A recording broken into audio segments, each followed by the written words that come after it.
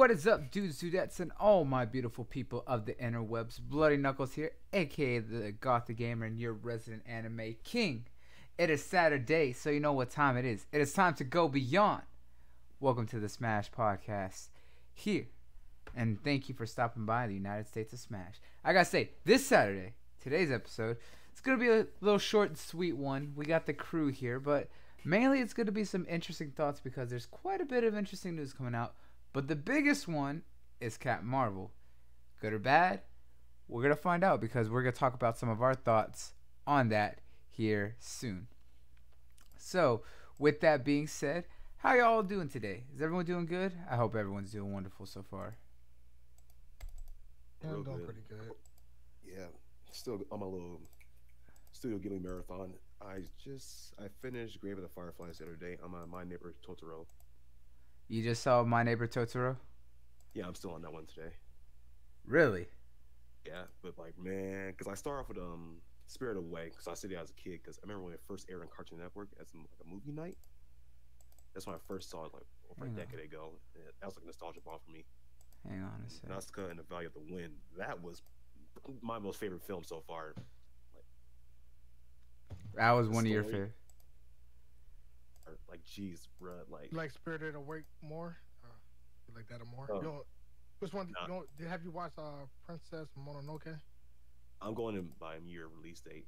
You're going by year of release date. Okay. But yeah, so far Nausicaa and Valley Wind, that's my favorite. Of course, Castle in the Sky is dope. Grave of the Fireflies, that hit me hard, bro. Dude, Grave of the Fireflies is one of those ones that you have to go in knowing what to expect, but it's so good. But it truly will mess you up because of the fact that that's all based on actual things that happen in history. Like, that's one of those ones that really does hit pretty hard. Wasn't it set in World War II era, right? Yep, World War II. All right. World War II, Japan. Yeah, to a degree, like, his pride got his sister killed. Like, of course, it's a piece of shit, but like, that's her culture to be more harsh, more strict, more young. I guess the younger generation, we should get a proper upbringing in their perspective. But like, at the same time, like, this probably went back to his aunt because that would at least kept her alive, or at least living a lot longer. Yeah, his sister out there with him, just trying to live on her own, trying to make their own little way. It just, man, they were a trooper, but that ending hit hard. Hang on, what is going on here? This is weird. The stream's being all weird, but oh well, we're gonna keep it trucking along and see what we can do to fix all of this stuffs anyways. But yeah, seriously though, Grave of the Fireflies is not one of those ones to take for granted or lightly at all. It is absolutely a hard-hitting one. Anything else on your Ghibli marathon that you're trying to do? I'm just slowly hacking away everything else on my list, but same old, same old. Same old, same old. That's crazy. What about you, Soul? How you doing? How you doing, bud? Just been relaxing recently. I just been checking out some underground manga recently. Like it's this manga called Jugo Karaku. It's hyping up on Twitter. Yeah, it's like a mix between Hunter x Hunter and like some other type of anime, but it's like Hunter x Hunter when they got introduced to like the dark continent. It's super crazy. And also I've been like reading Jujutsu Kaisen, and that's pretty dope too. It's like Shaman King mixed with like Bleach kind of. That's pretty dope. That is actually pretty dope. Besides that, it's been playing Osu and Apex. I've seen you on Osu. What is Osu? Osu is basically like a Guitar Hero for like your mouse. So like it has nothing but Japanese songs, anime openings, all that. So like it just helps on your mouse accuracy and stuff like that. But it's pretty fun because it's basically like Guitar Hero, but you're just playing with your mouse. Wasn't that again like talk about like Japanese R&B? Was that causing you to talk about that? No, I just Japanese. Korean R&B is just amazing. Right. Yeah, it's just amazing. Just like the visuals, the instrumentals, everything's just pretty good in Korean R&B. And I just decided to like let everybody know they need to check it out. No doubt. That's Yeah, crazy. that's all I've been doing recently. Oh yeah, and I went to go check out Captain Marvel. So Oh yeah, yeah. Of course, you went to go see Captain Marvel. I know I did too, and I, you slacking a little bit over there, bud. yeah, but we're Oh, not. weird. We just gonna do impressions. We're not gonna Yeah, We spoil. We're yeah, try. not gonna spoil it for the fans. yeah. you know I got, It's fine. you know Yeah, I got the. we can't spoil it for the fans. Oh, I doubt absolutely. any Oh, of them. absolutely. We can't spoil it on the first day. What kind of? We ain't monsters here. I mean, we're many things, but monsters we are not. Internet monster though. They spoiled like one part of the movie for me about Nick Fury. I'm gonna leave it at that. Set. Dodge. Oh, he's Wait, trying. who spoiled it for you? Was it me? Just no, it was a random post on the internet. Oh, okay. I was about to say, hey, whoa, we did nothing of this sort. No, I We know. we are innocent. I was about to say, don't hit why us. why do I kind of know what it is? I think it's about his Mhm. yeah. Mhm. Oh yeah. Oh my gosh, people can never have chill on the internet, man. Like I saw it coming from the trailers, but like that confirmation, just like, oh, okay, well, that's how it happened. Yeah, I was say don't. I was about to say don't hit us with that swerve. I was like, we did nothing wrong Yeah, for gotta once. be careful on Twitter, man. It'd be, Yeah, assholes. that Twitter Go man. quick, or don't get you. Yeah. Hey you man, gotta when be super quick, yeah. on the the first week of any brand new movie release, stay away from Twitter, stay away from Reddit. I was like, they're gonna ruin it for you. Yeah, mute words, and yeah, definitely don't get on Reddit at all. Absolutely not, because those are literally just the worst things around, because people are absolutely just saying, hey, we heard this. Have you heard about this? It's like, dude, it just came out yesterday. Can I just like Then funny have thing about it was like articles like The Verge and everything. They were like spoiling it too, kind of. So wow. it's kinda like bullshit. They spoiled it like they were trying. I think they did like a made an article like a week before the film dropped. This movie That- pissed off a lot of people. Actually, no, Brie Larson pissed off a lot of people. Yeah, Brie Larson pissed off a lot of like. I don't understand why they're pissed, but then I can understand why they're pissed. Yeah. Like how they're reacting to it is just too much. Yeah, it's They go way too overboard. It's something, man, and unfortunately, Brie. There's nothing wrong with being opinionated and speaking your mind, but man, they went after the girl Let's hard save though. Let's save it when we drop on that topic. Yeah. But y'all wanna start off, or y'all wanna save Cat Marvel for last? Y'all want to do it first? We can do it first. Yeah, we could drop the. We can do that first. Let's get that I'll out do of it the way. first. I'm definitely. Yeah, because I definitely think that's gonna be the Especially biggest someone talking talk point. about Yeah. in terms of active Yeah. feminists. Yeah. We can talk about that first. All right. So me and Soul have already seen the movie since it first came out. Since we went to the early shows, I went and saw it yesterday. He saw it Thursday and yesterday, and I'm actually gonna see it again after the show here. And our impressions were the movie is it's really good. It's not perfect. It's not phenomenal. It's not stellar, but out of the MCU films, really good origin film.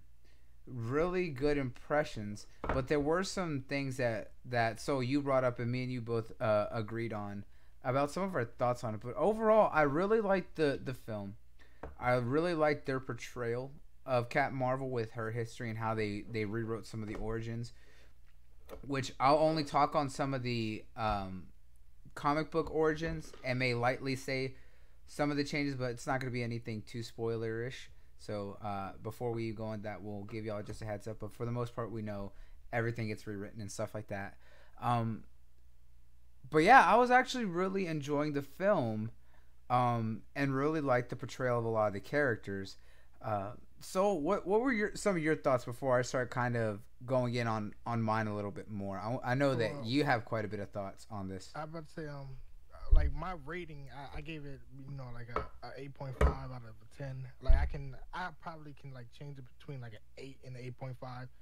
But it was overall it was a good film. I think it was like one of the like at least top 3 origin films out of the MCU. It definitely lacked in like certain areas like the beginning and like almost towards the middle of the the film. It was pretty slow. I almost fell asleep. I was like forcing myself to stay up. But like during the end and like the final act, it was amazing. Yeah, definitely. There's like a lot of the like just a lot of the supporting cast and just like other characters were amazing. Like for me personally, the star of the movie was a CGI cat Goose and Nick Fury, and it's and you can that can be a really negative thing if you're not looking at the main character for for that. Also, the film was beautiful. It looked amazing. Like some scene you won't even notice it was CGI. It looked really good. Yes. I would say some negatives I would say about the film is they didn't take it very serious in certain areas. It was just really goofy, and it would take you out of out of the atmosphere, and you like, I don't know why she would act like this or this would happen in that certain situation when everybody around them is like serious kind of. Also, I would say like there's like plot twists here and there. They're very predictable. You can see them miles away, and I think that's probably all I gotta say about it. It's really good. I suggest everybody go check it out, and yeah. Okay. Okay. So I definitely agree with you that I will say that the first half of the film does start out really slow. I understand the pacing that they set up for it being the way that it was because of the fact that they had to set up Carol and why she thinks the way she does, how she got to everything that would come later and everything that was kind of happening. It was slow for the setup just because of the fact that they had to introduce quite a lot of characters in a rather quick succession, but it wasn't, I wouldn't say it was so slow, but it definitely hurt the pacing of the film later on once the second half started rolling around. The other biggest aspect I will say is that yes, some of the story writing was a little bit cliche, but I mean it's comic book origins. Some of the twists, I mean, are meant to kind of be expected nowadays. I mean, if you're looking at it, it's stuff that's been around multiple times for decades. But yeah, I still say that the predictability did kind of play into a part of it. But I mean, for those who really don't know the story, those twists aren't gonna affect the story overall. I definitely agree where it was more the side characters got a lot more shine than it felt like she did. Now, don't get me wrong, she was definitely still the main focal point, but everyone else around her, a lot of the other characters, like you said, Goose, the cat, Fury, he definitely got a lot of shine. Even her friend Maria and her daughter Monica, they got a lot of screen time and they felt, appealing. And that's nothing against Brie Larson. Part of it is the fact of just kind of how they were trying to set up a lot of things, because this is again 20 years, almost 30 years before where we are in Avengers and the current state of the MCU and all that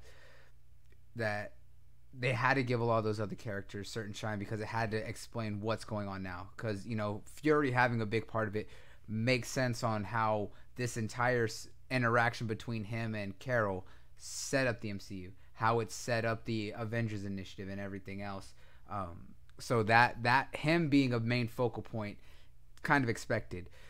Definitely felt like she was kind of lagging in the beginning, but she really started to grow into the role come the later part of the film. And I really want Brie Larson to get more time. I think we're going to really see a lot more of her and really see what she can do with the character in Endgame. And I want to see what she does post Endgame, because I think that she'll definitely grow into the role, and I don't want them to just kind of give up on her after one film. Only a few characters got like tossed aside after the first film. Ed Norton, I mean, but then again, he did not fit Bruce Banner at all. Look at what happened with Chris Hemsworth and Thor, right? The first Thor was it was cool, but it was kind of eh. The second one, a lot of people didn't really like. Whoa, the second one, the second one was Dark World. A lot of people had so much disdain for, right? And then, you know, a lot of people were just like, oh, and man, you know, no one's going to look forward to what they're going to do with Ragnarok. Ragnarok comes out with everything that Taika Waititi did, and Chris Hemsworth knocks it out of the park. Hilarious, well done. All the characters in it were well written. You know, Carol has so much history and so much capabilities going for her. And Brie Larson did show that she can do it, but she just needs more time in it. You know, we talked about this before and some of our own personal chats and stuff like that. And what we said on the shows before is that Brie hasn't done any sort of big roles before what she's doing now as, you know, Captain Marvel. So it's definitely going to take a little bit more time for her to really fill out for what she's capable of. You know, it's definitely gonna take a little bit of time. If you think she's always had a lot of side roles in a lot of the movies that she's been in, from 21 Jump Street, from what she did in Kong Skull Island, even in Scott Pilgrim vs. the World, over the past, you know, really 10 years, she hasn't had anything where she was really the main. Brie Larson was in 21 Jump Street? Yeah, she was a side character. She was one of the girls that they met. Holy shit. Yeah. She was in Scott's Pilgrim? Yeah, Scott Pilgrim vs. the World. That's where she first really got noticed. She played the drummer. Oh, she did. I remember her in that one. But she in Kong Skull Island too. What? Or was she? Yeah, she was Envy. She played Envy, not Kim. She really played in Skull Island? Yeah. Holy crap! She did. Wow. Why was she so relatable? Holy crap! Dang. Maybe because it was Tom. Maybe because Tom was, you know, I don't know. That's crazy. I did not know that was her. Yeah, wow. that was her. But yes, so she's done some roles here in a lot of films, but the thing is, she was always a side character. She never had anything where she could shine herself, and now we're gonna really start seeing that more coming from her, you know. And now with a role like this, right? With a role like Captain Marvel, this is going to be her shining point. This can really help to push her forward into a state where everyone would recognize her. You know, look at what Star-Lord did for for Chris Pratt, right? Everyone knew him from Andy, from being on Parks and Rec, but you know, at that point he really hadn't done anything, and he got the role as his B-rate cosmic character in the MCU that everyone was willing to throw away so quickly, right? And he kills the character, right? He absolutely knocks it out, makes the character unbelievable. He nailed it on his first run. Not everyone does, though, you know. Bucky, with what Sebastian Stan did in First Avenger, Bucky was a bit he was the best friend, but he was a little bit of annoying, right? Just a little bit of a pain in the ass. But then he comes around hardcore as the Winter Soldier Winter Soldier kills it. Then again, once we got to really see what happens in Civil War, knocks it out of the park. Hey, Bucky annoyed you in the First Avenger? Yeah, in First Avenger, I found him to be a little bit annoying. Like I said, I understand that he was the best friend to Cap and all, but didn't change the fact that he was a little bit of a whiny pain in the ass. I'm rather rewatching now to see where you're coming from. Yeah, I haven't watched that movie in a while. You can't really watch the old MCU movies like that. Well, you know, with the Endgame about to come out, it's about time to binge watch all them films all the way through. All of them except for the first Avengers and the first two Thors. he's like I'm not even doing it. He's like, everything else can go in the bushes. Yeah, be real. Yeah, First Avengers didn't age well for me at all. Let's say I can understand that, but I'm still gonna watch it through just because of, you know, dedication. Gotta be able to go through it all. But yeah, Captain Marvel did a really great job, and with the characters that are coming and everything that's set up, I'm really looking forward to it. Like I said, Brie Larson, she definitely has the personality and attitude for Carol is she just needs to show off a little bit more. The first half of the movie, I blame it kind of on the writing with the brain, being made into a Kree and all that, but later on she really kind of came into it. So I really hope with what we see in Endgame and what comes post, she definitely is able to do a lot more. That's just me though. Now as for some of the changes that they made, one of the biggest changes, and this isn't, we've talked about this before, is that in the movie how she gets her powers is significantly different than how she got it in the comics. Now, for those who don't know how she got her powers in the comics, is that when she was testing on a flight for a government secret project for one of the jets that were being made by the Air Force, she actually ended up crashing into an alien ship that was coming onto Earth, and when she did, she ended up fusing from the explosion part of her cells with an alien Kree soldier known as Mar-Vell. When she did that, she became part Kree and part human, matching DNA with Mar-Vell. And when Mar-Vell left Earth, he took her with him. And when she went back with him, they had the machine known as the wish granting machine. And what it would do is that it would actually give those who use the machine what they most desire. And deep down, Carol wanted to be a superhero, and she wanted powers to be able to do that. So the wish granting machine gave her her powers, which were originally meant to be used for the Kree, the Kree warriors and all sorts of stuff like that. Well, they had already said before the film came out that they were actually going to tell her origin story different.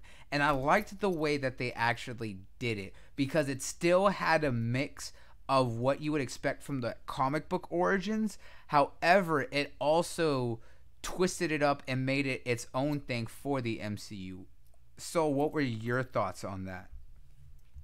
I was kind of okay with it. It was pretty bland for me, honestly, because it really doesn't explain why she's so strong, especially with how they went with it. And also, it just, I don't know, it's just weird that they changed Marvel's character like almost in whole. So, but for people that don't have the comic history, it's not that bad. So. Yeah, I can agree with that.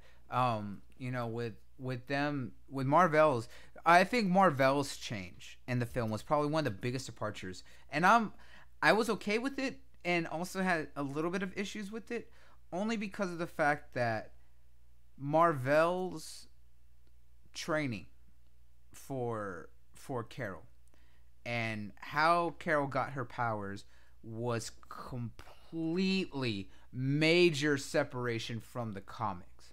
I mean, not even anywhere near close or identical in any aspect on what they did for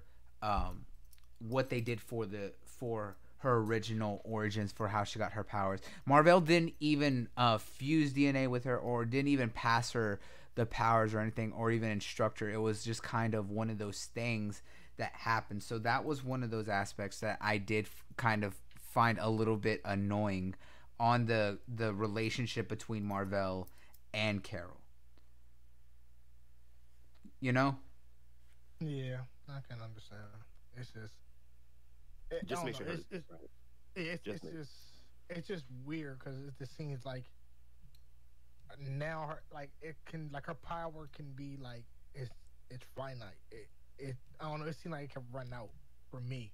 But I know they're not gonna do that. But it just seems like how she got her power. It just seems like it can't last forever. I don't think that they're gonna make it like that, because it was nowhere near explained like that. Because as we saw in the film, her powers grew, and I don't think it's gonna be finite or at all, because as you saw, This is No, gonna be, yeah, I but totally understand. It just feel like it. Just, I know they're not going that way, but just the way she got the powers, it makes it feel like it's finite. it made it feel like it, and I can understand that. But I know we both know that it's not. But I can understand where your thought process is going on that because of the exact way that she got it. Yeah, Yeah. Just, I don't. It's just weird, but at the end of the day, it's cool. I kind of have problems with it because like just how fast she starts to do stuff and etc. It's just you're like, wow, okay. It's almost like you're watching a random like anime or cartoon and somebody is just pulling out stuff that they knew they never could do, and now they just mastered it damn near. So Yeah.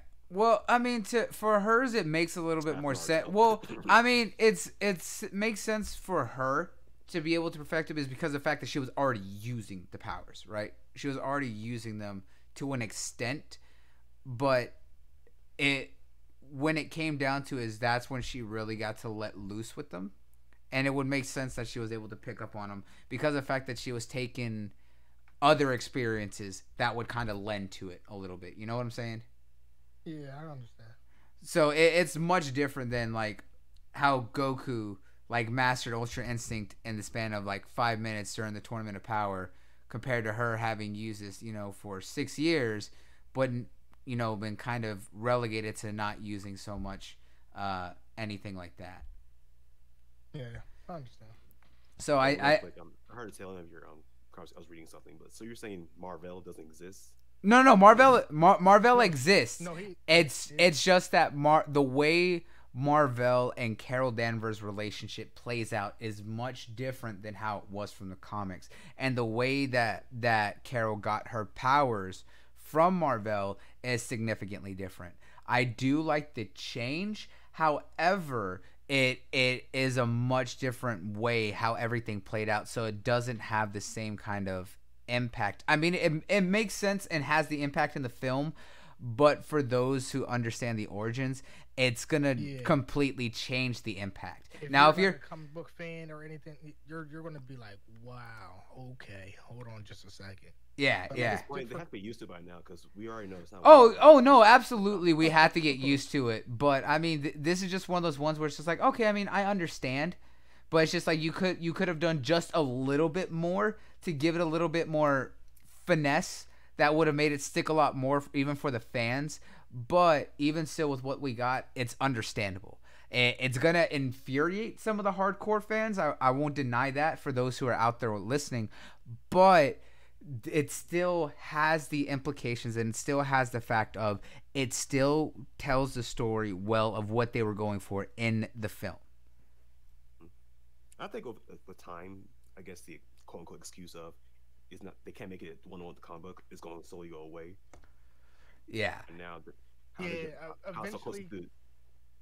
to And Z Black Marvel Carol. and Z Black Rider brings up a good point, right? To him in the chat is that yes, Carol is absolutely like powerful. She is the most powerful character in the Marvel universe. The fact that she kind of picks up on some of her stuff and as strong as she is kind of makes sense because she's got to be. And you got to think the girl has the powers of photon beams. All right, she creates the energy of stars. She's gonna be kind of powerful. It's the opposite of Nova, who uses quasar, so he uses the power of dying stars. But tomato, tomato. Yeah. It's just what I say. Yeah. Eventually, the origin, how things are changed. Like they're starting to get to like almost like Planet Buster levels of power and stuff like that, especially with Captain Marvel. So like, eventually, I think they're gonna start trying to be more accurate because now they're gonna start introducing bigger players on the board. So I mean, they're gonna have to. They are gonna start introducing. We know that there's potentially a Nova film in the way. So again, you're talking to a guy who's known as the living rocket, right? The human rocket, who has the power to create quasar energy, which is the power of dying stars. you have characters like Silver Surfer who could potentially be coming in. We've already saw, a galactic destroyer with Thanos pulling the moon of Titan and throwing it at everyone in Infinity War. We're going to have characters that are able to do that a lot easier than the Mad Titan himself. I mean, there's still the potential of, World Breaker Hulk coming in time.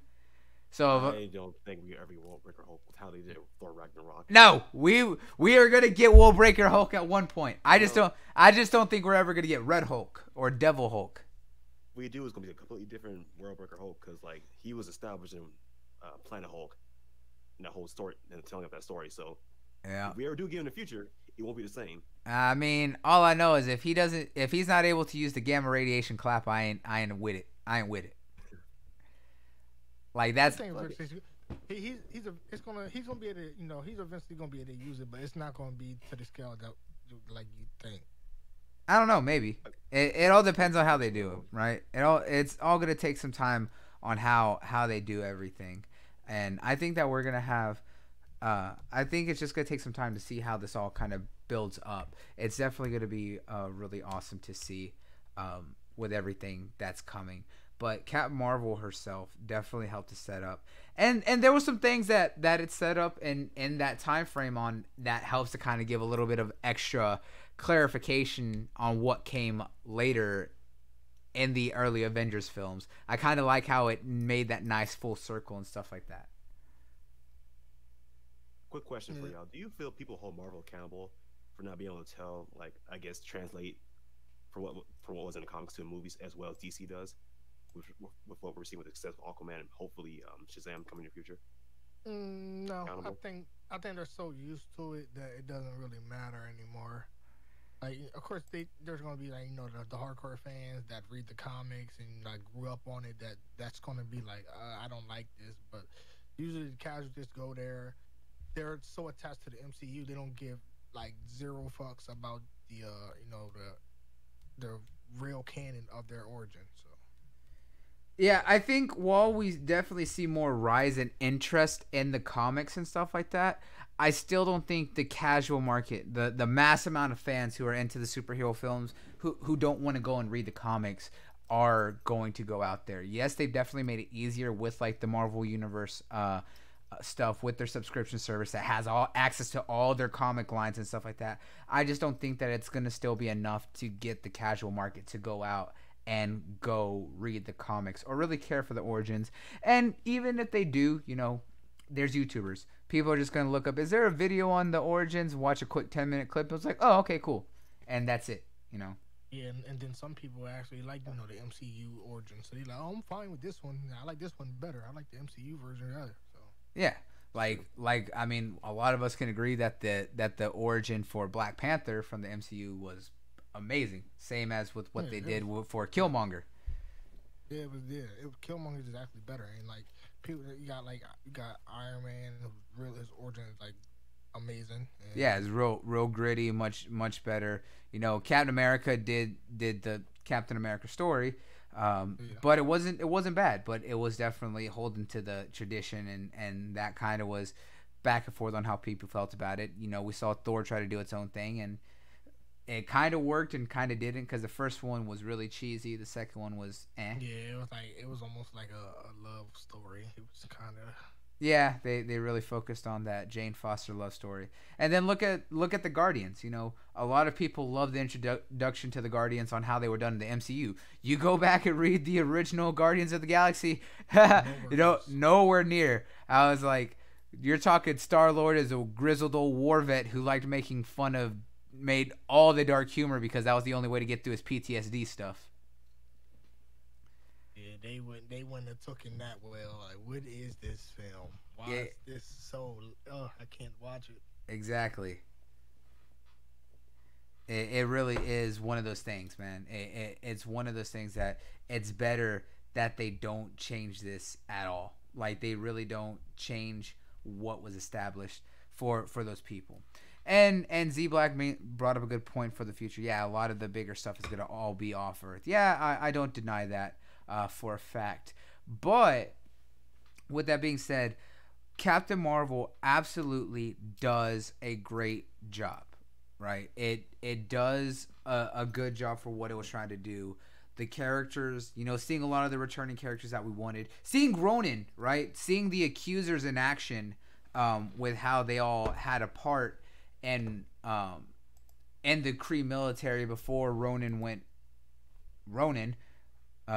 Note, there's two Ronins, right? There's Ronan and then Ronin. So just for people to be aware of that there's two Ronins that are gonna exist in this universe. But I mean, you only have to worry about the new one that's gonna be coming. But yeah, the accusers actually seeing their tie into the Kree military was really awesome. So it was good to see Ronan the Accuser back. Of course, I was happy to see Coulson. I loved Coulson, even though he showed up for a little bit. Every time I see him, he's always he's one of my favorite characters. He's probably one of my favorite characters from that series out of the MCU. You know what I'm saying? Yeah. But one of the surprising characters that I was really happy to see, who made an appearance in this film, who was also in another film, to see him come back, was, I remember that they confirmed it, but it completely slipped my mind, was Korath. Seeing Korath in the film was absolutely awesome to see again. Oh yeah. I was like, wow. When I seen it, I was like, oh, that's really good. I like it. Yeah, I was like, seeing him back and everything that happened was one of the really cool things, because for those who don't remember from Guardians of the Galaxy, the first one back in 2014, is that he had actually was working under Ronan the Accuser to help for Thanos under everything that happened. So seeing him in here was really interesting to see what he was doing before he pledged loyalty to Ronan the Accuser, and then later joining Thanos, or serving Thanos before, you know, Ronan tried to take the Infinity Stone for himself and go against everything. You know, it's one of those things. And then, you know, later getting killed by Drax. But it was cool to see them. It was just so many returning characters that was, like, absolutely awesome to see. So, with that being said, I absolutely recommend for anyone who's a fan of the films to go out and check it. Trust me, it's well worth the watch. Soul, do you have any last-minute things that you'd like to say? No, just go check out the film. Or watch it. Okay. Now, since you're the only one who hasn't seen it, hearing some of these thoughts, what are your thoughts on this? Well, I think it's probably the same thing I said in DMs. The trailers really did a disservice for this movie. Yes, absolutely. The trailers did not do this film justice. So if the first 2 weeks, I'm like, okay, like sure, I know a little bit about our character, but like nothing's really getting me motivated to go see it. I've come to stop trusting all trailers because of the fact that sometimes they do really good, sometimes they do really bad. A perfect example, Infinity War. Like that first one, I was like, I'm not really feeling it. That second one, I'm like, okay, yeah, now I'm starting to feel this movie. Now I'm starting to get more excited. Kind of horror movies because like the trailers are kind of like your only pipeline to seeing what's going, or like the premise of the movie. Because you can do some research on it, but like it's not gonna be that much. Most gonna be rumors anyway, but. Of course, I'm gonna open mind will go see it, but definitely it's good to hear that y'all really enjoyed it. The movie's not as bad as everyone's trying to make it out to be, because people are really trying to destroy this movie, especially on Rotten Tomatoes. Yeah, it really was getting really badly attacked all the way around with everything that was going on for it. I'm glad that it was able to do well, because it's already on a good track to break quite a few records. You know, its Thursday night opened up to like 22 million. So it was well on a good pace, outpacing a lot of the other films in the MCU. I think the only movie it fell behind was Black Panther. I think it was, but you know, it was above. It was ahead of everything else. So far it's looking fairly good. We're gonna see how it handles over the weekend and see where it's at next week when we talk a little bit more about it after we give a little people you know, give people a little bit more time to see it before we talk a little bit more in depth on it as well. But yeah, absolutely well worth the watch. I agree, Z. That I really wish they would have given Korath a little bit more screen time, but when he was on there, it was nice to see. But outside of that, I'm just glad that we got to see these returning characters. But I understand why they kind of rush through them themselves and everything. And holy crap, what is this? All right, so nice. I'm sorry about that, people, but I just got an email, or not an email. I got a link from someone I know from around who just sent me a link to an article that was said by Kevin Feige himself, and apparently he has reportedly confirmed that they are planning to do a film based on the Avengers versus the X-Men. But we will see when it happens.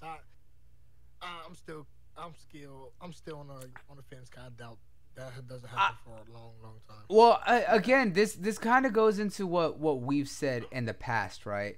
This is one of those, or what I've said in the past specifically, is that they're gonna use, or they need to keep the universes separate for right now, and everything like that, right? They need to fix the X-Men universe. They keep building up the MCU, but like I said before, use Secret Wars as a way to lead to that. Secret Wars will lead into Battle World, which is caused by the Secret Wars, as well as leading into everything that the Beyonder did. And when they introduce Battle World and have all the universes fight, then that can lead into the fact that they can do the Avengers versus the X-Men. The fact that Kevin Feige himself says that he has a plan, or in thoughts of wanting to do that film or do that movie and stuff like that, and they have it in the works into what they want to do with the future after they're finalizing the deal, is a great sign that it's something that could potentially come here in time, which they need to keep doing. But the fact is that I'm excited for this because of the fact that it just falls in line with what I've been saying that they could do for so long. Right now, the fact that if it happens, it's up to Kevin Feige, the studio, and Fate itself. But this would be the perfect way to do that film and to get that to happen, is to take it during that way. Use Secret Wars as a way to lead to do Battle World, to create the X-Men versus the Avengers without needing to keep it in tie with everything else that they're doing. Because that would be like the best way to honestly do this film. Yeah. For me, my approach to this, it's cool that Kevin confirmed it, but I'm gonna treat this like how I approach a fighter game. Like, who's gonna be on the roster? Yeah. Be a part of it. They're not gonna have people like Logan. Cyclops are automatic given at this point. What's happened there? I just confirmed that they don't make rated R films. So if Logan's in there, he's not going to be cursing and doing everything that we are expecting him to do. I mean, yeah, it's going to be interesting on how it all plays out, right? It's going to be a number of different things, how it can all play out. I don't know. It's gonna be interesting for sure. However it plays out, but I do agree it is gonna be one of those of who's gonna be on the roster, who's gonna be leading it all, as well as what they're gonna do with it, because we know that they're gonna use Hulu for their more mature series and stuff like that, because we figure that that's what Disney would do anyways. But the fact is, how would, depending on who they have, is going to affect the film overall. And they definitely couldn't have Logan, as we saw later on in especially not Old Man Logan, as well as what we saw in Days of Future Past. It's going to be interesting. Maybe if they use the version from the Wolverine, because that one he was he was still cussing and doing everything crazy. Well, I mean, they say shit and damn and things like that. They can get away with that in the PG-13. But while he was cutting dudes, we were how many curse words they can use too as well. yeah. They Remember, no. They can say curse words as long as it's not in the context of sexual activities. So if they say the word fuck, they can get away with it at least once when it's not in the context of saying, hey, let's fuck or anything like that or anything in that manner. And they can even do it more depending on if it fits the context of needing emphasis. Then on top of it fighting, he fights so gruesome. And He's not having blood in that. Well, I mean, they did that in they did that for a majority of the scenes and in the Wolverine. That one wasn't rated R. And he cut down a lot of dudes, and that's when he was using his bone claws again. And the only time they had blood was when he was like all messed up and stuff like that. But I mean, they weren't doing they weren't having a lot of blood. And he was still cutting down dudes before.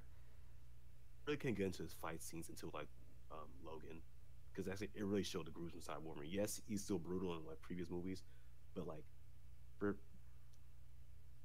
the censor the fights as well, it really broke the immersion for me as far as watching them fight other people. I mean, X-Men versus Avengers, so they're going to censor Wolverine, but it's going to take away from the movie a little bit, just not seeing it in its proper form. Yeah, I mean, I definitely get I get what you're trying to say and stuff like that, and I definitely agree with it. It's just gonna be interesting on how they do it overall. And to what you were asking, Z Black there in the chat, yes, that was her call sign in a couple different storylines. So yes, that did have a part for it. So a lot, quite a bit of things changed in the film, but it still makes sense. So it's going to be interesting overall with how this all plays out. But with the future, I really hope that they do Secret Wars and use that to lead into Battle World to do X-Men versus Avengers. That's just me though. I've been saying that because it's the best way to do it. It is what it is, but who knows what's going to happen. I really hope that they do it, just to be honest. I really hope that they do. Who knows? Who knows indeed. At this time, all we could do is say time will tell. Time will tell. Now, hopping off the Cap Marvel thoughts from our impressions of the film is one that that hurts me really, really, really hard is that the CW Arrowverse has been an amazing spot for Warner Brothers, because that's honestly where they have their best TV shows, where they've done great jobs with their characters and revitalizing a lot of interest and really paying homage to their characters in a much better light than what they were doing in the DC films until recently. And Arrow is the show that started it all. That's what kicked off the entire CW Arrowverse, which led into the creation of Flash and the DC Legends, Constantine eventually rejoining over after being separated, and then Supergirl being introduced and a part of the universe now. And of course, we got Black Lightning, who's doing his own thing. But so many big things have happened. Now we're getting Batwoman, a Batwoman TV show that's tied into the Arrowverse. Well, as we talked before, after their most recent crossover event, it followed through with the Elseworld storyline and is setting up for their next big event, which is Crisis on Infinite Earths. And it's now been confirmed that after the next season, after season 8, that Arrow will be hitting its finale and ending. And that kind of sucks, because of the fact of everything that it established. Now, it makes a little bit of sense if you look back on where Arrow started, how it set up the Flash, and what we're now culminating in. that a lot of the storylines between the shows all tie together. And one of the biggest working theories is that because of how long Eobard Thawne has been a major player in the Flash over the past 6 seasons, and being the Reverse Flash, he's the antithesis to everything Barry Allen is. He's the exact opposite of the Flash. That a lot of people have theorized that Crisis on Infinite Earths has always been kind of the end game, and that's what they were always striving to get to. And anyone who remembers anything that happens after post-Crisis, a lot of the DC universe goes missing, dies, and a lot of shit happens. A lot of the multiverse gets fucked up.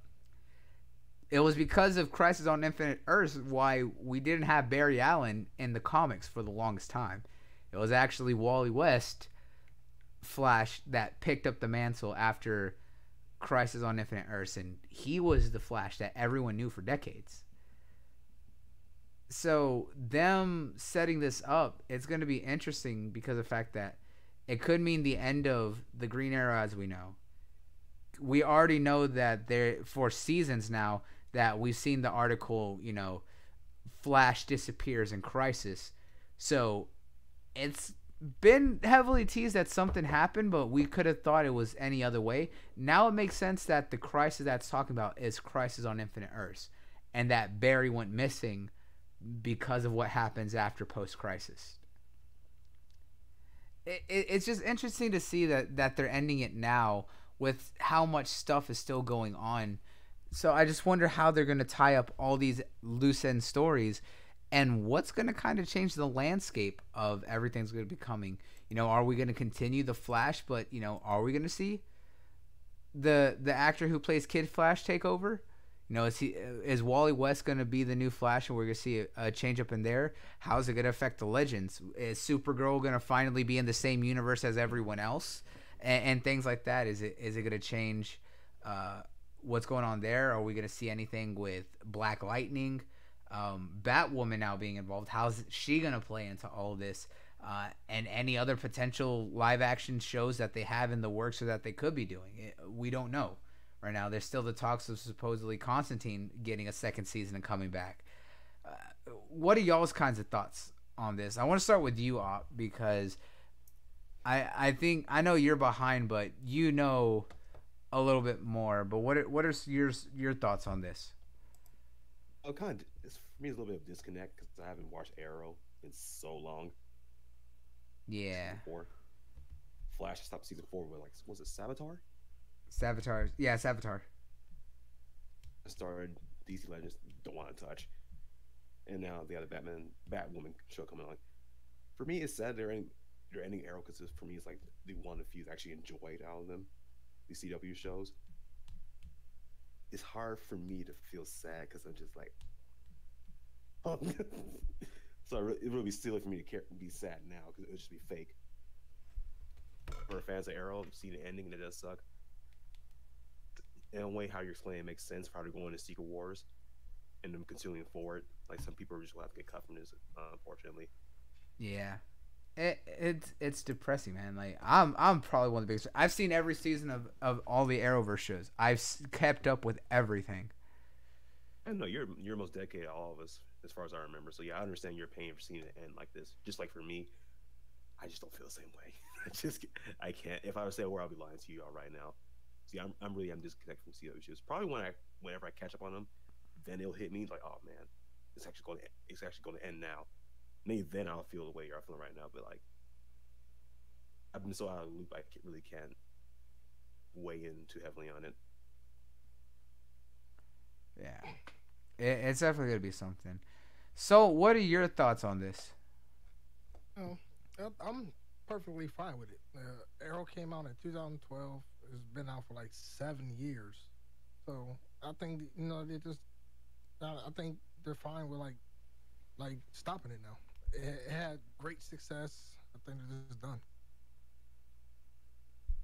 Okay. Like, so it was out for 7 years. Like, and that's amazing for like a superhero TV show. That comes out almost that's seasonal and that comes out every year. So Yeah, because I think WB has been one of the only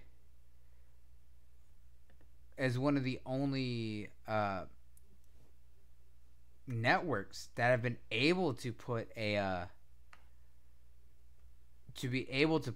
a TV show or a superhero TV show and make it last as long as it did. Because think about this, right? Think about how long um what was it? Smallville ran for, right? And Smallville was their biggest thing almost 2 decades ago, right? In the early 2000s. And that ended just before they launched the Arrowverse with Arrow. Because remember, Smallville ended in 2011. yep. And that started back in 2001. That ran for 10 seasons. Yeah. But they were just holding on to that one. They were just really holding on to that one. I mean, yeah, just like with Arrow, it had its really slow seasons, but it did pick back up. It was off and on, but it was a heavy dedicated fan base for Smallville. Yeah, I remember. I watched every single episode. Yep. I was like, I know my aunt was a big fan of Smallville. She loved Smallville, and she didn't know much about superheroes. She knew that it was about Superman, but she didn't know much about him outside of the TV show, and she didn't know any of the other characters that showed up. She didn't know, she didn't know Brainiac. She didn't know, she didn't know Arsenal when he showed up as well. She didn't know Martian Manhunter. She didn't know any of those characters when they appeared in Smallville. Real quick, the later seasons of Arrow, excluding I guess the bad ones, wasn't as repetitive as well with the Flash. Because I noticed with the Flash, like season 2, 3, and 4, like how they're dynamic, how they interact with each other, it got real samey after a while. Yeah, it's rest repeat. They say they won't lie to each other. They lie that to shit each other. pissed me Yeah. incredibly. That was probably the biggest thing, and part of it is because of the fact that they rely for the Flash. Unfortunately, they focused heavily on villain of the week style fights, and that hurt Flash a bit, as well as the fact that the first 2-3 seasons they focused on having speedster villains. Season 1 Reverse Flash, season 2 Zoom, season 3 Savitar, then season 4 they did the Thinker, and then season 5 I think where it's on now is Cicada. Cicada is actually a more interesting villain. Thinker could have been better, but they completely ruined that. But it was like 3 seasons of speedster villains. It hurt it. Whereas Arrow, you had these very wide villains that they went up against. Season 1 was against him and the Black Archer going up against Malcolm Merlin. Then you had season 2. You had season 2 with Deathstroke. Deathstroke was amazing. And then season 3, you had the introduction of Ra's al Ghul and the League of Assassins. Then season 4, you had the introduction of Magic with Damien Dark and stuff like that. And then season 5, who was the villain in season 5? I think that was Prometheus, which was an interesting take on that villain. And then season 6 is the one that I think where it kind of faltered with its big bad. And then now... No, season 6 was Ricardo Diaz. Yeah, season 6 was all chasing down Diaz, and now in season 7, it's been season 7, it's gotten better and added a lot more to it, but there's so much going on. They reintroduced a bigger big bad villain with like Dante and him, and how they're having to kind of reinitialize the Ghost Initiative and stuff like that. But Arrow, you see how he had more of a wide variety of villains and stuff like that, and as their big bads. Yeah, you still had the small villains in between. You still had like Cupid. You had Deadshot for a while. You had a lot of those smaller villains that had an impact, but it's still all tied into the overall bigger villain. whereas a lot of the other villains for like Flash didn't always pertain too much to the big bad, except maybe season 2 with how Zoom kind of set everything in motion a lot of the time. But everything else, not so much. Another thing with Arrow is like for some reason like some of their Archer villains, like I believe Cupid, the female Archer, Yeah, had an obsession with him. I found weird how they're able to match his skill or at least compete blow with him. well, remember that Like, he for 2 did years of he training. yeah, but I mean, to be fair, he did train them fairly well. But yeah, no, I agree with that. But remember, they also were training a lot, especially like Cupid. She started training a lot after him because of her obsession. The only one who I would give any sort of like, yeah, I don't know how the hell that she was able to do that more, was probably Huntress.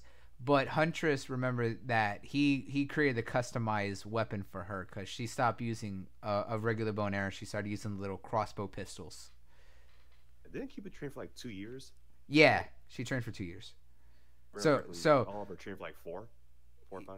Yeah, he trained for 5 years on Lian Yu, and she was studying on her own for like 2 years, and then he started to train her and show her more over like a couple months or like a couple weeks before she went cuckoo, and he had to stop her and then lock her up, and then she took everything that he showed her and what she kind of learned on her own. So it's one of those things. But yeah, I definitely understand where you're coming from. I definitely agree with that. So who knows, really? I'm sad that it's ending, but I'm really happy that I got to actually see the series start, see the world it built, and kind of see it end, compared to what happened with Smallville. Because I never really got into Smallville, and that's probably just because of the fact that I was never a big Superman fan. For those who really liked Smallville, I'm glad that they did. And I know my aunt loved it, and she would watch every week, every episode. I think she had all 10 seasons on DVD. So, she was a fan.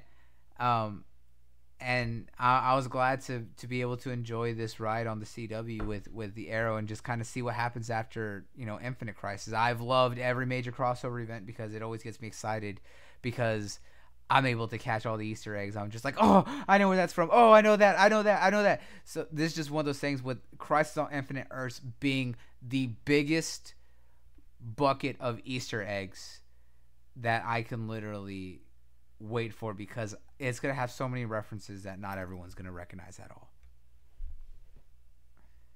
So that's just me, though. Again, that's just me. But I'm ready for whatever happens next. I really hope that maybe one day I get to meet Stephen Amell and get to thank him for everything, for all that, because I love what him and the characters have done. Now, I'm really interested in this Batwoman show coming out.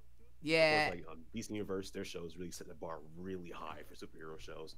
Yeah. So now my biggest concern is the choreography in this Batwoman show. If it's not up there, at least. Well, I mean, if you saw the choreography in Elseworlds and saw how, the thing is, I have higher hopes for Batwoman because of the fact that Ruby Rose is used to being in action films, and she does a lot of her own choreography. Like Stephen Amell, he's done a lot of his own choreography. A lot of the Arrowverse stars did a lot of their own choreography, except where they needed to have specific stunt doubles and stuff like that. But for the most part, a lot of them trained to do it. But the thing is, Ruby Rose has been doing a lot of action stunt films for a while, especially as we saw her in John Wick 2. Woman can hold her own. And Triple X. Yeah, and Triple X too. Yeah, exactly. So woman can. I think that they're gonna be able to step up their fight scenes a lot more with her, and I really hope that they do. Hopefully. But now, next up, what I have here is something special, because for our thoughts on this, right, is that we're all excited for the new season of a lot of shows coming out, and there's one specifically in spring that we're looking forward to, and that's One Punch Man. And just recently, this past week, they released the new key visuals for the new season, which is going to show up right here. Now, if you can see here on the screen that this is actually showing the key visual that they recently released for what's coming up. And as you can see here is that the main villain for this season is there on the centerpiece in the background, which is Garo. And where this season is going to start taking place first is that the season is actually going to start taking place with the Man Beast story arc from the webcomic. So them kind of showing off Garo, who is a human who's obsessed with monsters, and showing off and starting with the Man Beast story arc, which we've kind of know has been confirmed for a little bit, but kind of actually getting to see that now is really awesome to see, because of the fact that I'm really happy with what's coming next. You know, I'm glad that One Punch Man is coming back. A lot of people still have issues with the fact that it's not Madhouse doing it. However, it's JC Staff. JC Staff does so many other animes and stuff like that, and are well skilled. I think they could pull it off, and I'm already liking the designs, because they keep it very well detailed still, very reminiscent to what Madhouse did.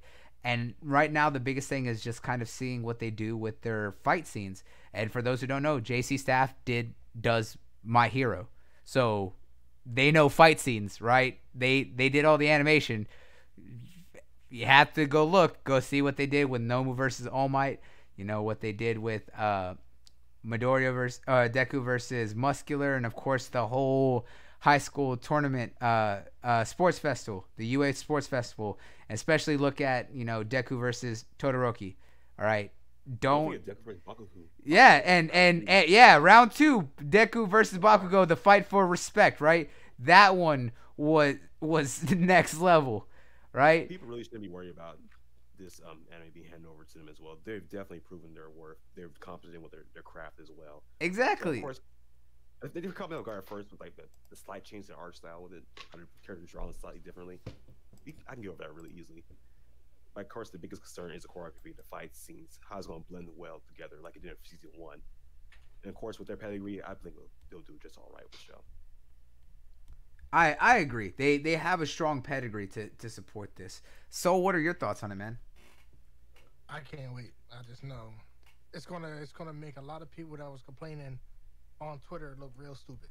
That's all. Oh, that big old L for that one. Because so many people are worried.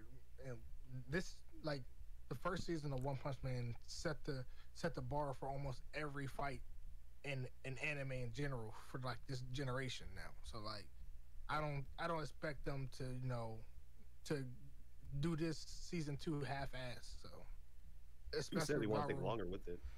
Especially with Garo, half monster about to pop up and stuff like that. Now I don't see that. Yeah, exactly. With Garo being half monster and everything that's about to come with this story arc, it's going to be awesome. It's going to be a lot more action-packed than even the first season, right? And we all saw how that one was. Had a lot of humor. Expect a lot of that humor. But the fights in this one are going to go more balls to the wall. And I'm excited for that.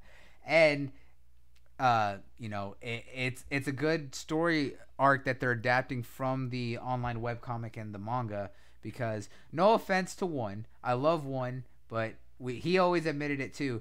His drawing sucks, and he cannot draw. He's gotten better, but man, he still cannot draw. There's a reason Saitama always has that. First dropped his webcomic, it looked so bad.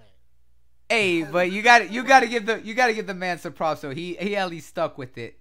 But there was a reason that Saitama always had. There was a reason Saitama always had that face just. Yeah, I'm glad he stuck with it, because we had never experienced this god tier, you know, anime. But yeah, wow, I'm glad he you know, he decided to remaster it and actually get somebody. Yeah, he got what's his artist name? Is that Zero? I can't remember who does the art. I think it is. I think it's like Zero or something like that. I gotta. Yeah, for the manga, but man, yeah, the artist who does it, like don't give man, Yusuke Murata, Yusuke Murata, that's who did the art. Yeah. Is it Yusaki? Yeah, I think it's Yusuke. It's Yusuke Murata. All right. Or Yusuke, but I think it's Yusuke Murata. He is the one who did the art when they re-serialized and started doing the manga, and weekly shonen and everything like that. Best thing they ever did. So. Yeah, really, really great, and I'm glad. And I like him because he's the artist behind Eye Shield 21. So. Yes. That's one I've been needing to read myself. God tier anime. Yes. I mean, God tier manga. Yeah. It's just football. Yeah. But Sports manga. That's what it is. Yep. It's sports manga, football. Yeah. Okay. You still gotta read Haikyuu. If you're not gonna watch Haikyuu, you gotta read Haikyuu. Good, but continue. But yeah, so the thing is, while we love the manga, it's one heavily relies on the monster of the week Super Sentai style storytelling, which is great and all for a webcomic, but for a serialized manga, it doesn't necessarily hold up. That's why I'm glad that they're adapting the story for the anime, because it's easier to do it in an anime than it is necessarily a manga.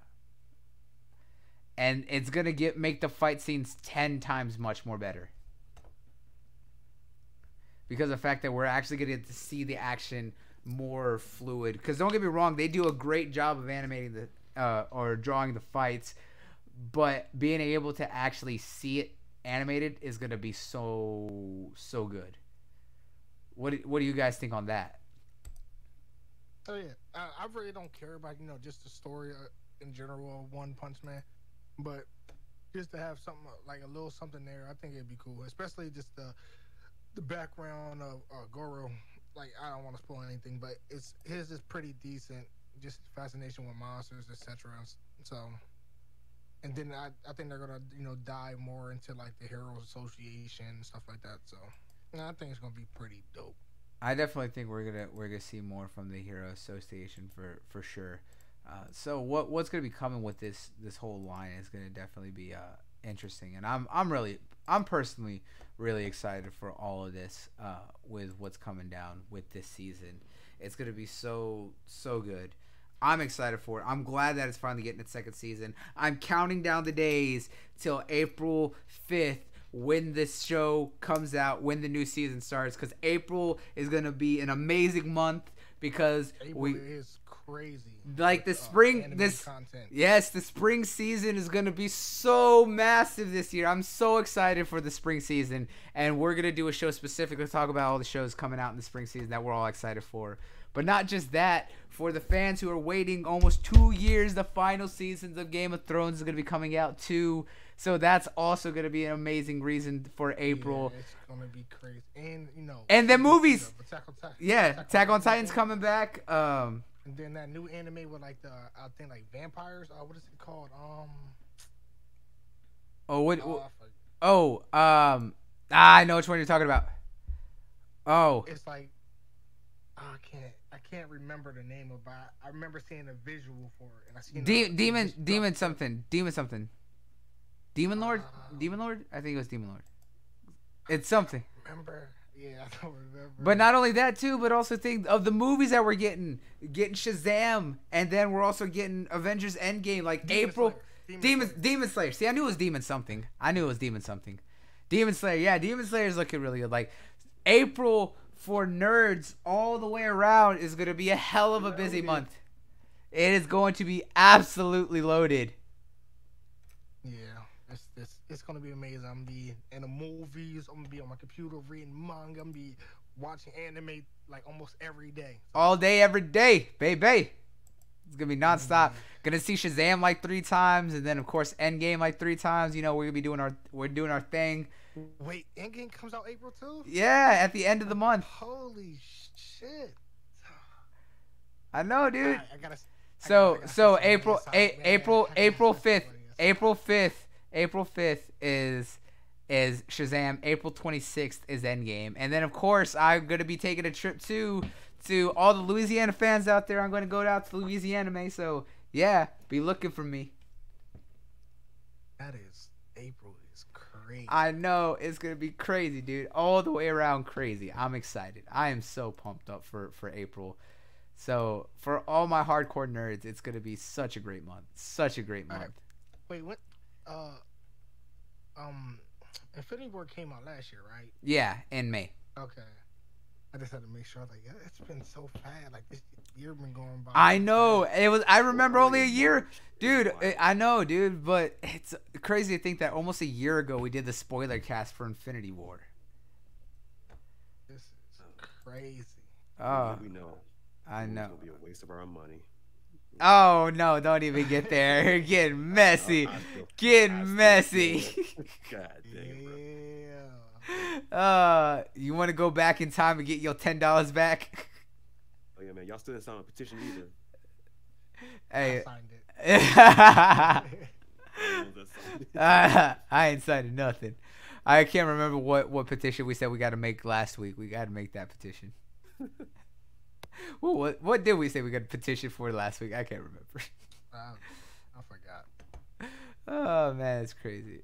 But yeah, man, One Punch Man is gonna be so awesome, and I'm excited. Like I said, April is a loaded month for anime fans and just nerds in general. It's gonna be a great month for sure.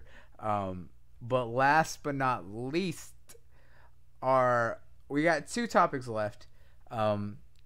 First up is Batman Ninja wins the visual effects award for Japan, for the Japan Awards. And I'm absolutely okay with that because of the fact that Batman Ninja was a awesome film, badass stylized film, phenomenal, completely phenomenal, deserved it in every aspect, right? Especially for the visual effects because of the fact that it was done by an actual Japanese studio in the style of an anime. And for us certain frauds on the panel who watched it in English and didn't listen to me when I said to watch it in Japanese. Completely irrelevant to the topic. No, it is not irrelevant. You didn't listen to me when I told you beforehand. We were talking about the award show. Nope. We're gonna throw out that shade. Yeah, it won the effect for visual effects. It was a well done film. Like I said, it was crazy to see it actually done in the style of an actual traditional Japanese anime. The visual effects in it, the stylizing, the shading, everything was very just unique artwork for Batman. And the story was so good. So what were your thoughts on it, man? Yeah, I think it's the well deserved. Of course, I like Batman Ninja. I just didn't like how they disrespected my homie Damien. But besides that, it was just overall good. It actually made the like CG like you couldn't it looked good. So like I wasn't like hating the CG that they had in the film. They knew how to blend it together with the anime look. So. Yeah, and you're typically one who really doesn't always like CG. I hate it. But they knew how to make it work. It's like they took their time to actually like I guess draw over the CG. So instead of just having like a complete 3D object and just have it look kind of animated. Yeah. I agree with that, but it looked so phenomenal. It was simply amazing. It was really well done. Well deserved. It was well deserved. It really was. It's things like this that shows that there could be that blend of Western and Eastern culture together. Because having an anime, an actual traditional Japanese studio doing an anime of a Western character like Batman, that's badass. That's not something that's done often. And the way that Batman Ninja came out was phenomenal. Definitely agree. Yeah. I So still got that movie on Plex. Yeah, I should go check it out again. I watched that movie like 2-3 times. It was really good. I agree. I need to rewatch it for sure. I need to watch the original, the appropriate version of it too. Yes, you do. I don't know why you decided to watch it in English, especially that it's being, it's being in Japan. So, Right? I was like, This Batman movie, they can't fuck up the English version. That's my thoughts going in. They can't fuck it up that bad. No, they can.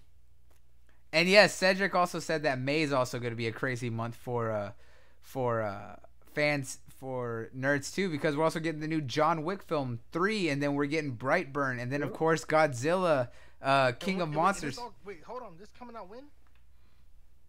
He said May.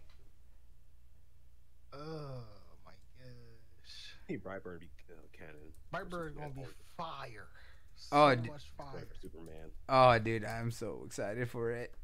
I might go see that. I might go see that. Oh yeah, he's not wrong.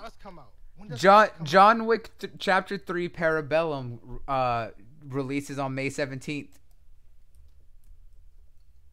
Oh, Us comes out the end of March. Oh, so you're gonna start your movie binging early. So we got Godzilla King of Monsters on May 31st at the end of the month. Then on the 17th in the middle of the month we got John Wick 3, and then we got Brightburn in the beginning of the month. I need to. Oh no! Oh my God, they're coming out a week after each other. So first it's 17th for John Wick, the 24th for Brightburn, and the 31st for Godzilla. Oh my God, these films are all gonna take my money. I'll take everything. It's gonna take everything I got. Godzilla's priority for me. That's a definite must for me. Oh yeah, dude, Godzilla, because I'm a kaiju. I am a kaiju fan, and we all know my love of Guillermo del Toro monster movies. So of course I like kaijus. Also, for anyone who didn't know, my love of Gridman because of the kaiju and Ultraman. So you know. Yeah. Bring it up. You gonna find someone to bring up Ultraman. Oh yeah, Ultraman. You know me. You know me. When does Hellboy come out? I don't know when Hellboy comes. Hellboy 2. Yeah, When does but Detective Pikachu come out? in the beginning of May. What the? Oh no! Someone's gonna get cannibalized during this short time period. Everyone, Hellboy comes out April 12th, bro. dude, Detective Pikachu comes. I'm gonna be in the movies every week. I know. Oh my April God. In May. Yeah, Detective Pikachu comes out on the 10th. So Detective Pikachu, then John Wick, then Brightburn, and then Godzilla. Oh my God, I'm gonna be in the movie theaters every week. My movie binging is gonna start on March 22nd, well March 21st because of Us, and then it's gonna lead all the way till June. All the way till June. Yeah. June. Oh my God. And that's gonna lead us right before we all leave for E3. Oh my goodness. Oh my goodness. Op, you better start making them cupcakes and selling them by the dozen real fast to pay for your movie tickets, bruh. Hell yeah, man! I can pull all the streams for this. Oh my God. Wait, when does Spider-Man come out? Okay, July. Yeah, I was gonna say that's after we get back from E3, so we're good there. We're good there. All right, we got a break. Oh my God. Oh my goodness. When does it come out? All right, September. All right, cool. Yeah. We're good. We're good for a while. I think in July also comes out Scary Stories to Tell in the Dark. July is packed too because it has Spider-Man, Lion King. Is that also scary movies or Scary Stories to Tell in the Dark? Oh shit. I think that's also Scary Stories to Tell in the Dark. It probably is. When is Hobbs and Shaw coming out? August, okay. Bro, this is probably gonna be the best year for these movies, anime in general. I know. Oh my God. They all do well in box office because, like, looking at that roster right now. Okay. I'm good. Scary Stories to Tell in the Dark doesn't come out till August. Okay, we're good. All right. So they might as well just put what's the movie New Mutants on Hulu. I heard that they was gonna do that. Yeah. Put that on Hulu. Just put it on put it on the It Hulu. looked good. It looked amazing. Yeah, it does. It's not gonna survive. Yeah. Put it on the Hulu. On the Hulu. Cause it has Macy Williams. Anya Taylor from Glass and Split. Has what's the name? Charlie Heaton from Stranger Things. And I think it has the other girl from Game of Thrones. Yeah. Macy Williams. Yeah. So, Which I'm all for. And then has Antonio. in there from why can't I remember the movies? Desperado and Oh, Antonio Man, Banderas. yeah. Antonio So Banderas. I don't know. I think it has potential, but it's gonna get destroyed. It's gonna get cannibalized by all those other films. I'll tell you this. Ability- I'll tell you this ability though. to do it. New Mutants is gonna survive better than Dark Phoenix. I'm just saying that now. Oh, Just of course, 100%, 100%. Dark When is Phoenix. Dark Phoenix gonna See. Sometime at the end of the film. See, June it's just 7th, yeah. See, this rag right here is the Dark Phoenix film, right? Into the bushes, just over there, into the bushes. And it's not gonna go anywhere. It's gonna go straight over there. Yeah. I don't know why. Whoever they're like, yeah, screw it. We just gonna, Just put it out. Just put it out, guys. We'll make it. We'll be Yeah, alright. put it We'll out, be alright. yeah. We'll be alright. We'll be alright. Yeah, we'll be fine. No, we're not. No, we're not, guys. We lost so much money right now. We lost so much money. Yeah, because y'all. This is the one time where I'll say, yeah, no, they should have just killed that film and just waited before they did that. I think They jumped. They had to get it out. They jumped the gun on. Just a little bit of money from this film. Oh, they ain't gonna make no money off that film. They're making no money off that film. They're probably gonna make like 10 million. No. They just need a little bit of money back. They ain't getting. Fox ain't getting shit. They ain't getting a damn cent. They gonna get a quarter. That's all they getting is a quarter. Oh wow. No. They just need it back. I love Sophie Turner. I don't get me wrong. I love Sophie Turner. They're all the new cast from the First Class universe after Days of Future Past, after what they did in Apocalypse. I love the new kids. It's too early to do the Dark Phoenix.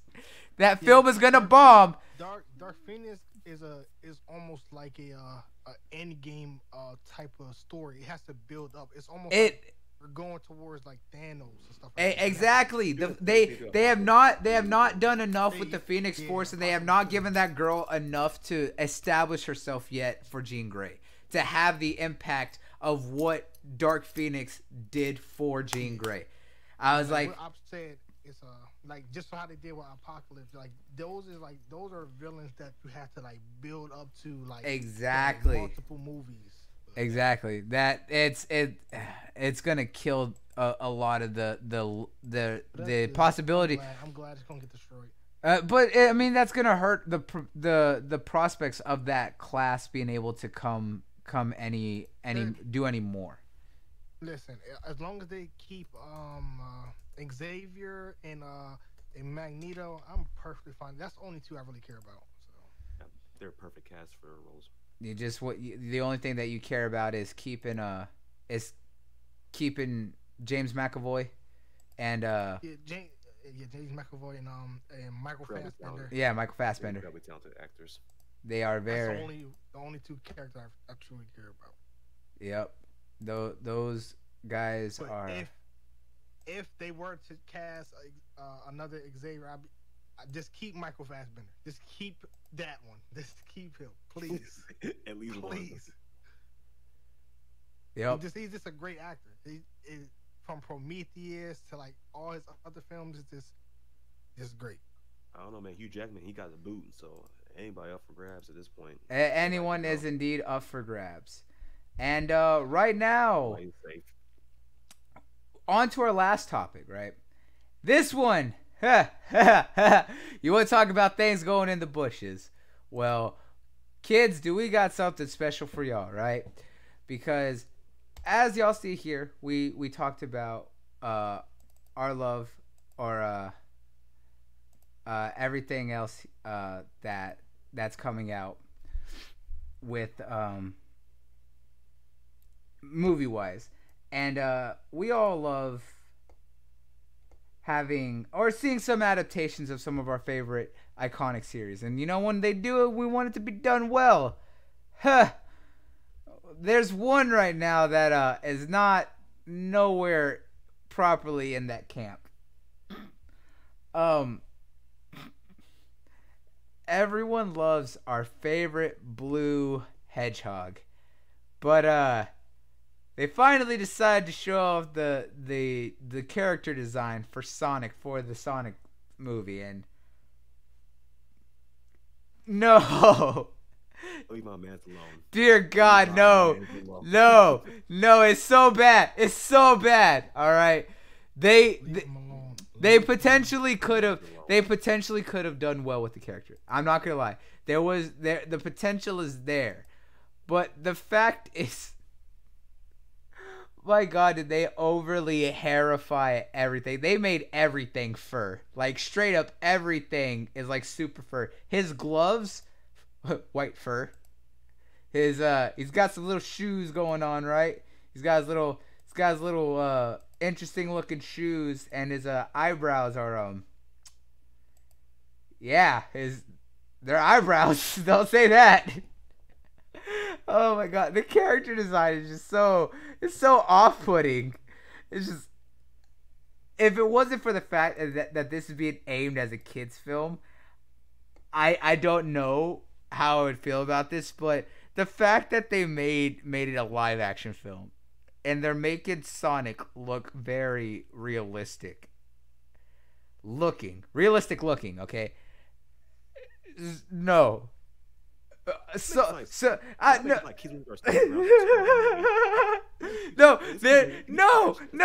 No, no. So you had some thoughts on this and what they could have done. You tell them. I personally don't have no beef with Sonic. You feel me? Oh no! Listen. Let them try at least. We don't. It might be good. It got Chris Pratt in it too. So listen, let's give it a chance. Give it a chance. But what about that design? You were the one who was just like, no. You said no, and then now you're gonna. No, and then I wasn't the one. I think that was Neathley's. Because I was like, you know what? I'm gonna give it a try. I'm waiting for the trailer. Because people were like basing judgment off of like a silhouette at first. Because they're like, oh my God, look at the silhouette. I can't believe this is Sonic. And I was like, the cast, like, oh. So I was like, the cast. I was like, listen, he's a sprinter. Like, he's gonna have rock solid calves.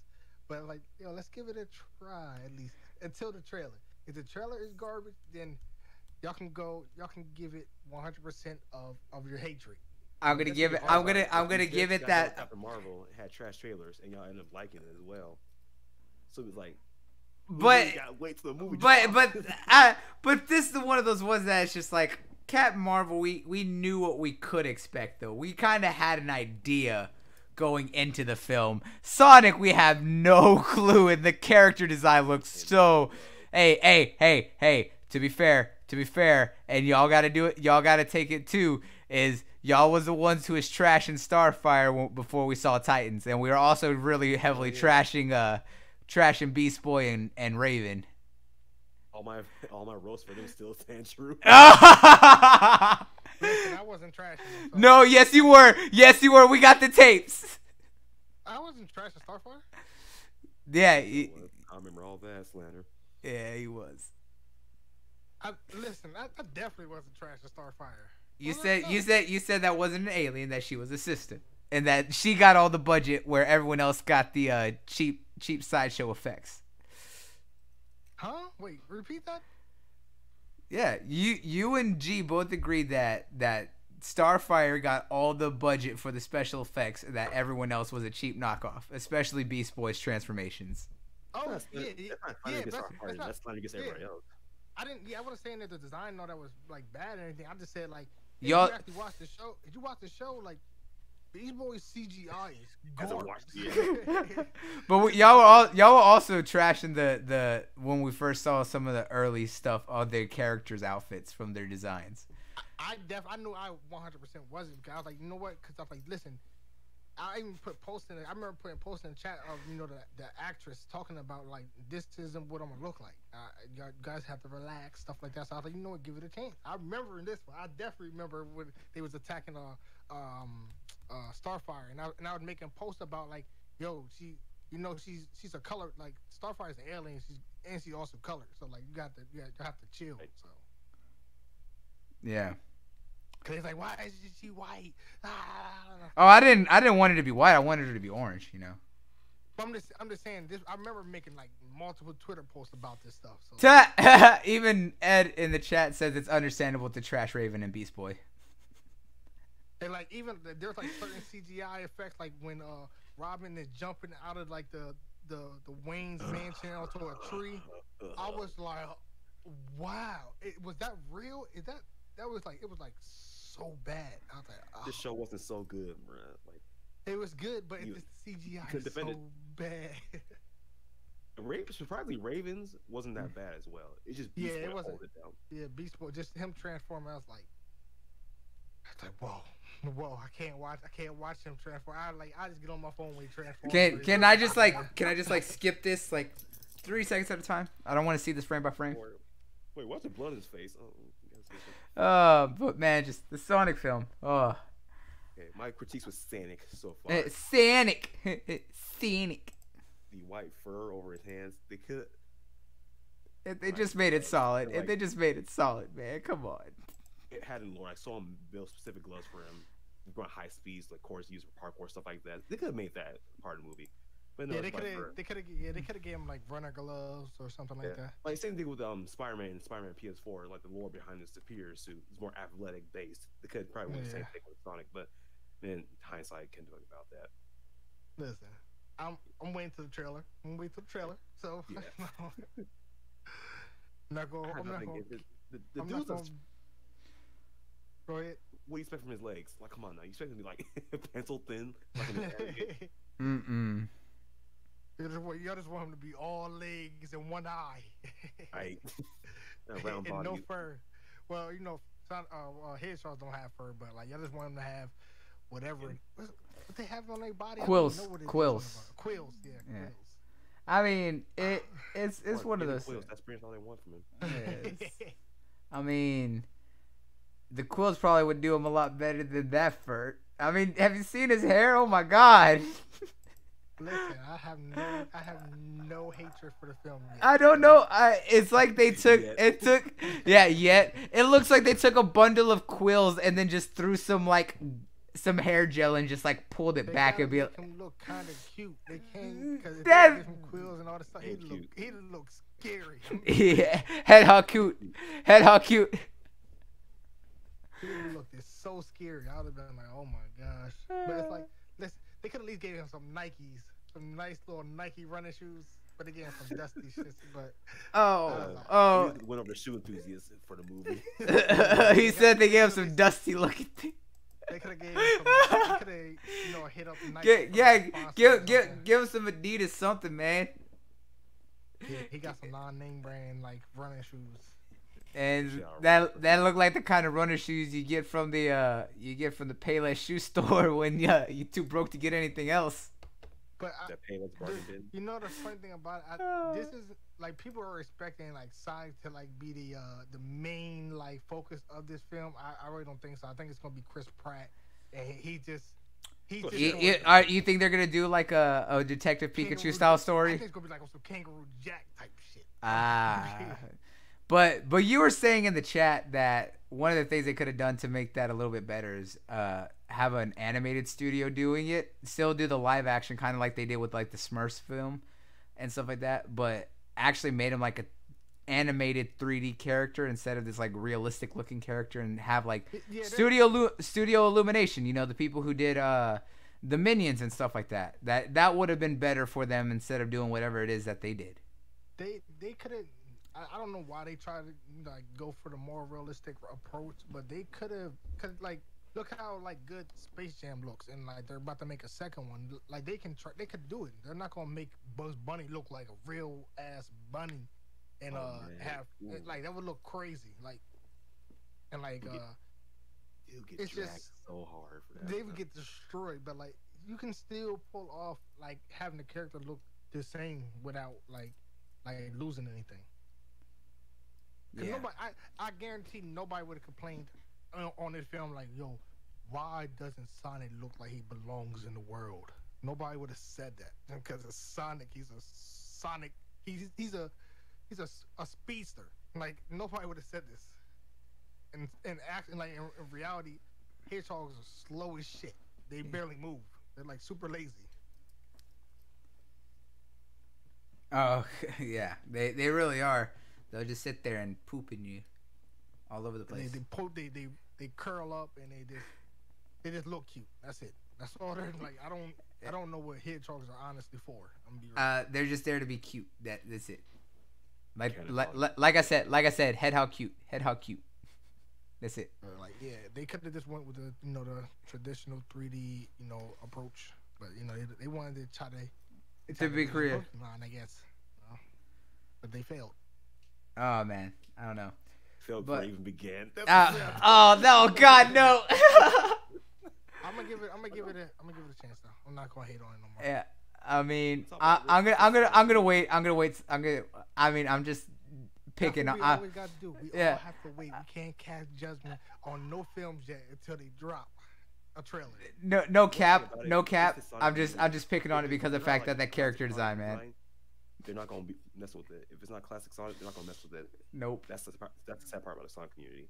Yeah, the Sonic community is so harsh. Like, yeah, so harsh. they really are. That's the sad part. Like they can come out with like probably the best Sonic film. The best Sonic game of all time. But if he looks like what is it, Sonic 3 or Sonic 4? No, yeah, it's Sonic. Yeah, Sonic 4. They would not watch. I mean, they would not play it. They would destroy it. They would review bomb it. They would do everything in their power to make this game flop. It's pretty bad. Came out. It's pretty bad, yeah. I don't know. The Sonic fandom gotta calm down, man. It's chill.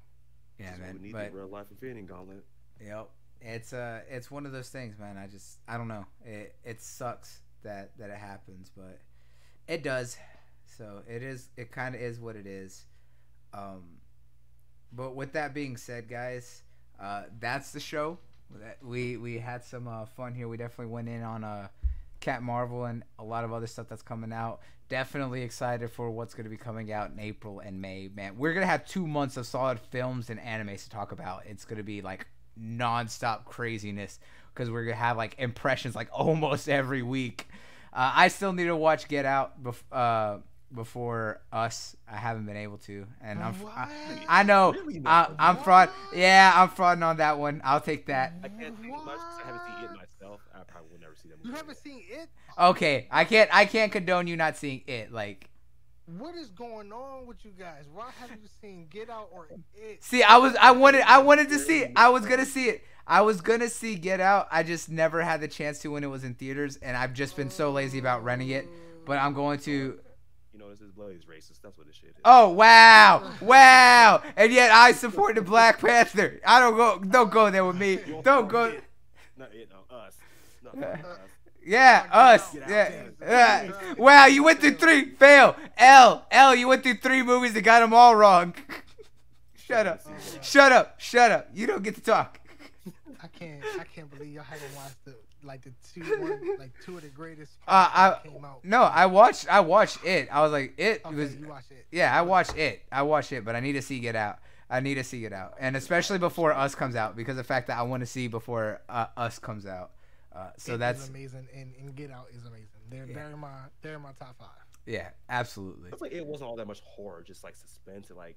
Well, no, it's because it's more psychological. It was a lot more of Like imagine if this was came out when we were younger, we would have been fucked up in the head. Because that's what it's more like. It's targeted towards the kids, and it's like. It's still it's more psychological. It's still terrifying because this one's more body horror. Like it does a lot to mess with you with what it's doing, what the visuals of it. It's not horror in the typical like horror film of what we would see in something like A Quiet Place or anything like that. No, this one is meant to make you uncomfortable. Like just to like people don't remember like the original. It was a TV special. It didn't show anything. They blacked out on everything that was like kills and just in general. So you really didn't see anything.